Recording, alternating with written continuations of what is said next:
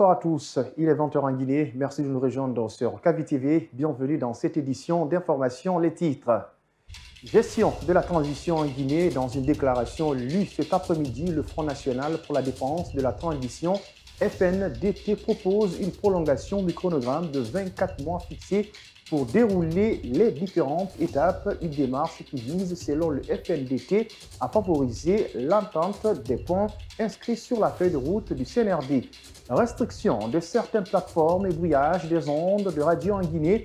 Les condamnations se multiplient ce jeudi. Ce sont des organisations de défense des droits humains qui ont fait état de leur inquiétude et elles ont par la même occasion menacé de traduire l'État guinéen devant la Haute Cour de justice de la CEDEAO. Ce 30 novembre marque la fin du mandat du comité de normalisation venu mettre fin à une crise profonde qui minait la Fédération guinéenne de football. Le CONOR s'en va sans pourtant organiser le congrès électif reporté à 2 reprises. Quel bilan dressé? La réaction des spécialistes, c'est dans un instant. Bonsoir et bienvenue sur KVTV. Je vous l'annonçais en début de journal, le Front National pour la défense de la transition, FNDT, propose un retour sur la table du dialogue pour discuter sur un nouveau chronogramme de la transition. Kermou Bogola Abba et ses collègues motivent leur position par la non-atteinte des points inscrits sur la feuille de route du CNRD. Le FNDT souhaite une prolongation du chronogramme. Je vous propose de suivre cet extrait de sa déclaration lue par son secrétaire administratif, Mohamed Lamine Souma. Après 2 ans de réformes difficiles et impopulaires initiées par les militaires au pouvoir en Guinée, le Front National pour la défense de la transition, suite à une analyse profonde des actes posés et des réformes en cours, constate que le chronogramme de 2 ans issu de l'accord dynamique entre la Guinée et la CEDEAO n'est plus tenable. Par conséquent, elle encourage chaque acteur à faire ce constat à son niveau pour se préparer collectivement à un dialogue courageux visant à s'accorder sur un contenu non partisan de la transition et à redéfinir un nouveau chronogramme qui tient compte des causes profondes ayant conduit au coup d'état civil de 2020 et militaire de 2021. Présence des terroristes en Guinée, plusieurs acteurs semblent divisés sur la véracité de cette information donnée par le procureur de la République près le tribunal de première instance de Kaloum. Mamadou Magasuba a confirmé la présence à mi-novembre de terroristes en Haute-Guinée et en Guinée forestière, mais pas violents. L'ancien parti au pouvoir doute de cette éventualité alors que le bloc libéral de Fayani Molo invite les nouvelles autorités à agir de manière à protéger l'intégrité territoriale. Amar Bangoa. C'est la nouvelle du mois la plus inquiétante. Elle vient du procureur de la République près le TPI de Kaloum qui annonce avoir été saisi de la présence des terroristes sur le sol guinéen, principalement dans la savane guinéenne et la forêt. Présent et non menaçant, la position de l'ancien parti au pouvoir par la voix de son secrétaire permanent est claire. Laissez tomber ça. Non, c'est lui qui l'a dit. Il n'y en a pas, laissez tomber. Ne commentez même pas ça. Si vous commentez, vous allez agrandir. Ça n'a pas de sens. Rien n'est pas un pays terroriste. Ça ne sera jamais. Au bloc libéral, la chose ne doit pas être prise à la légère. C'est pourquoi son président interpelle les nouvelles autorités à prendre des dispositions de manière à protéger l'intégrité territoriale. Si des procureurs en ont parlé, c'est que c'est sérieux.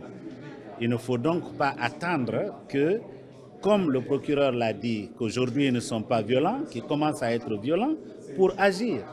Et chose gérée, c'est prévoir. Il faut pour que l'intégrité du territoire soit respectée, pour que les Guinéens se sentent en sécurité. Dans l'opinion et chez moultes observateurs, cette annonce est perçue comme sujet de diversion. Ces derniers estiment que c'est une manœuvre qui vise à détourner l'opinion des questions essentielles de la transition et de se maintenir au pouvoir. Puisque nous parlons de sécurité territoriale, l'ancien président de la République, Alpha Condé, est sous le coup de nouvelles poursuites judiciaires. En exil en Turquie, il est accusé de trahison, association de malfaiteurs et de détention illicite d'armes et de munitions. Selon Alphonse Charles-White, ministre de la Justice, l'ex-chef de l'État s'est procuré des armes, munitions et matériel connexes pour s'en servir contre les intérêts fondamentaux de la nation. Sur le sujet, le président du bloc libéral s'est montré inquiet mais prudent. Fayami Limolo est au micro d'Amara Bangoa. Ce qui est inquiétant, c'est que si c'est vrai qu'il y a une tentative de déstabilisation de la Guinée par l'ancien président, ça serait bien décevant. Donc, encore une fois, pour des questions judiciaires, mieux vaut ne pas commencer par commenter. Parce que ce que nous vivons aujourd'hui dans notre pays, c'est qu'en amont, il faut éviter de faire des commentaires qui peuvent faire un dommage qu'on ne peut pas réparer en aval. Actuellement, nous voyons assez de battage médiatique concernant certains ministres. On en a connu par le passé des battages médiatiques concernant des ministres qui, en fin de compte, ont été acquittés. Il faut donc que la sérénité caractérise nos magistrats. Les organisations de défense des droits humains expriment leur inquiétude face à la restriction de certaines plateformes en ligne et le brouillage des fréquences des radios Yoma FM, FIM FM et Espace FM. Les responsables de ces ONG comptent traduire l'État guinéen devant la haute cour de la justice de la CEDEAO. Elles l'ont fait savoir lors d'une conférence qu'ils ont organisée ce jeudi à la Maison de la Presse. Reportage Mamadou Tanouba. Le brouillage des ondes de la radio FIM FM, Yoma FM, Espace FM et la restriction de certaines plateformes des réseaux sociaux préoccupent les organisations de défense des droits humains. Les ONG OGDH, Amnesty Guinée et Ablogui sont inquiètes de la recrudescence de ces restrictions. Nos organisations appellent les autorités guinéennes à mettre fin à ces restrictions qui violent les engagements de notre pays en matière de droits de l'homme et portent atteinte à notre économie numérique naissante, à identifier et sanctionner les responsables du blocage des plateformes de réseaux sociaux et le brouillage des fréquences des radios. Ces ONG entendent porter plainte contre l'État guinéen au niveau de la justice de la CEDEAO. Si la Guinée a ratifié des conventions, est partie de certaines conventions, a pris des engagements, et donc nous ne pouvons que se tourner encore vers ces mêmes organisations, la Cour de justice de la CEDEAO, pour porter plainte encore contre la Guinée vers cette cour. Et quand la Guinée va se faire condamner une deuxième fois, une troisième fois, évidemment nous espérons que cela va changer. Nous continuons de faire notre travail. Pour ces organisations de défense des droits humains, ces restrictions des réseaux sociaux et de certains médias sont faites à dessein par les autorités de la transition. Depuis 1958, le 30 novembre, chaque année est considérée comme journée mondiale de la sécurité informatique. Si cette journée est une opportunité pour sensibiliser le public à l'utilisation de l'ordinateur, en Guinée, elle passe au silence. Acha Kamara, reportage. À Conakry, la célébration de cette journée mondiale passe inaperçue chez bon nombre d'informaticiens. C'est une journée qui permet pourtant de sensibiliser le public à l'utilisation des ordinateurs tout en les gardant à l'abri des menaces et des arnaques. De nos jours, beaucoup de personnes sont victimes d'arnaques et de piratage de comptes. Selon Abdourahmane Koulibaly, c'est un appel à la vigilance. Surtout par rapport à l'évolution du monde actuel, où la technologie devient un tournant incontournable de l'évolution des choses. C'est très important que vous sortiez et posiez des questions comme ça, et puis voilà, dans le but de sensibiliser les gens. Et sans oublier que autant qu'elle est importante pour la population, mais il y a aussi des inconvénients quelque part. Cet informaticien exhorte tous les internautes à éviter des sites web inconnus ou le téléchargement des logiciels à partir des sources non fiables.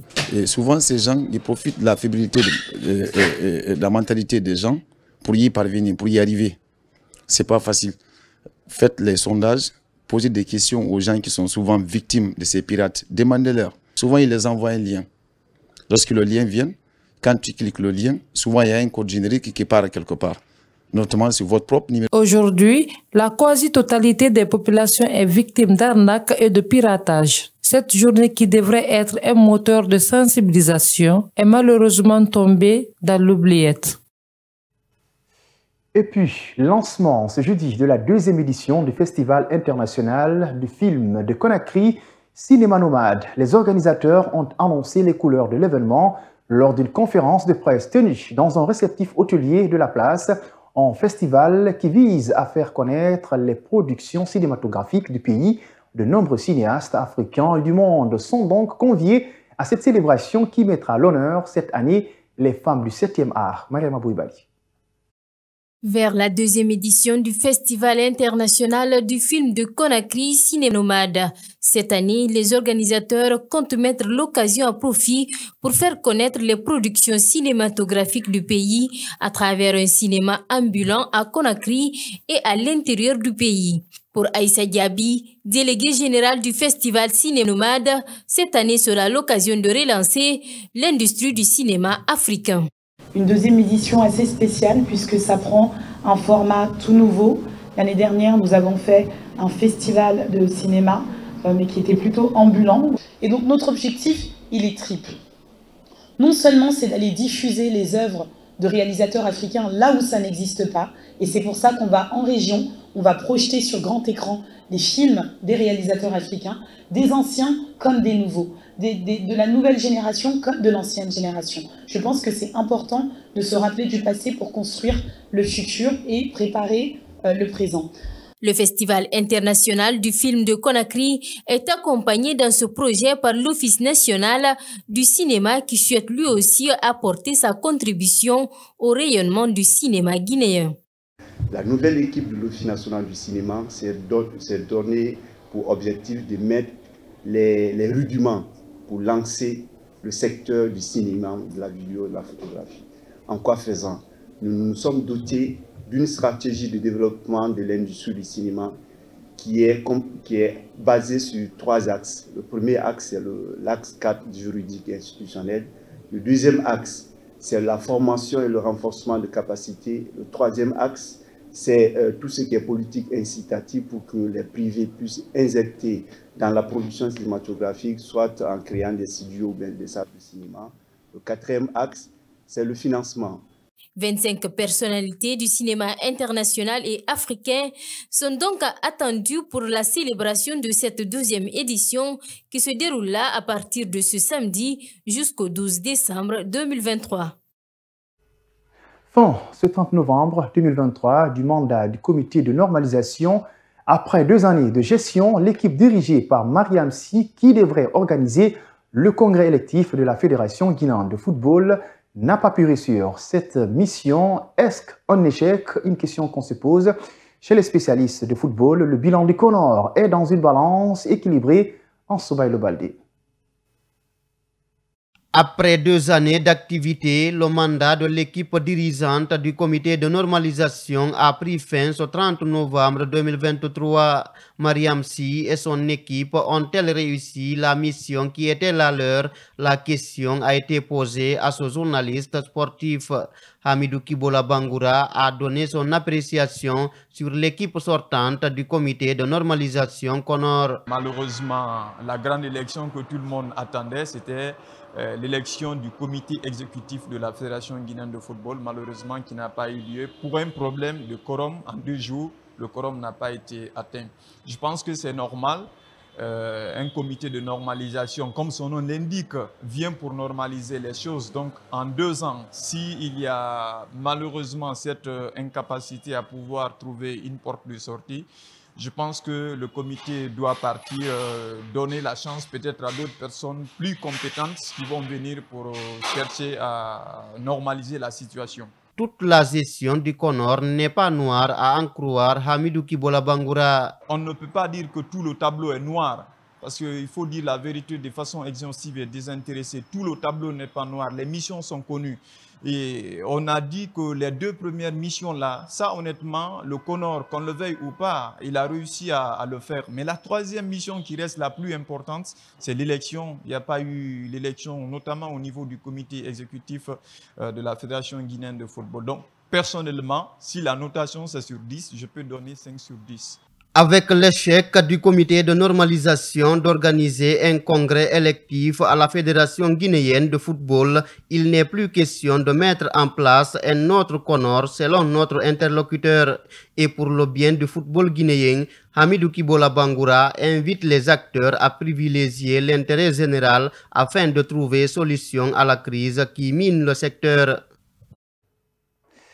C'est la fin de cette édition d'information à tous. Merci de l'avoir suivi et bon programme sur KVTV. Au revoir.